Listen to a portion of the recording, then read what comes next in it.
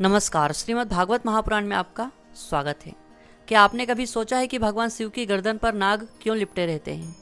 क्या ये केवल प्रतीक है या इसके पीछे छुपा है कोई दिव्य और गूढ़ रहस्य?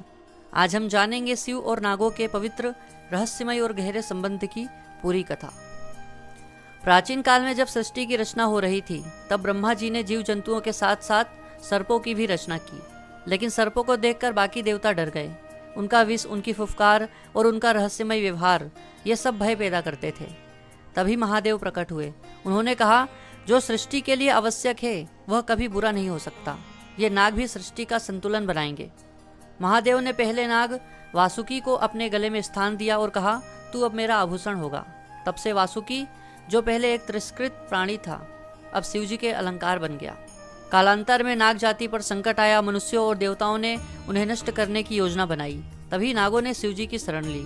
शिवजी ने उन्हें वरदान दिया कि जब तक सृष्टि है तुम मेरे अंग का हिस्सा रहोगे। मेरे मस्तक पर, गले में, हाथों में, हर जगह नागों का स्थान रहेगा। तब से महादेव को कहते हैं नागेश्वर, यानी नागों के देवता। जब देवता और असुरों ने समुद्र मंथन के लिए तैयारियां की, तो मंथन की रस्सी के रूप में वासुकी नागराज का चयन किया गया।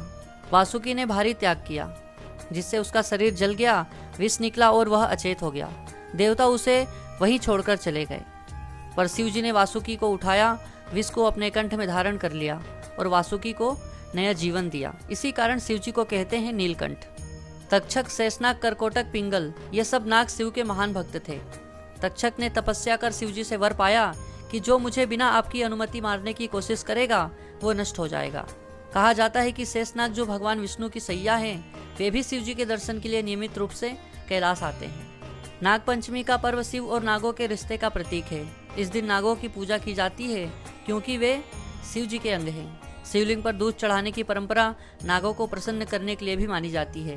कहते हैं कि इस दिन शिवजी के गले का नाग जीवित होकर धरती पर आता है और जो सच्चे मन से पूजा करता है उसे भय से मुक्ति मिलती है।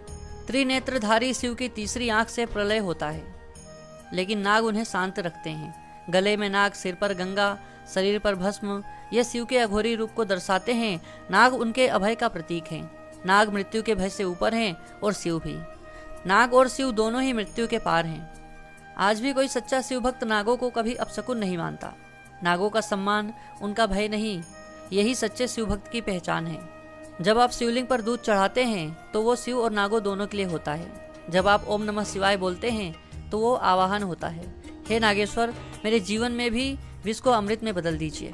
हर नाग शिव के किसी अंग का प्रतिनिधित्व करता है। वासुकी गले में, शेषनाग आधार शक्ति, करकोटक भुजाओं पर और पिंगल त्रिनेत्र का रक्षक। अगर आपको ये कथा पसंद आई हो तो वीडियो को लाइक करें और चैनल को सब्सक्राइब करें। धन्यवाद।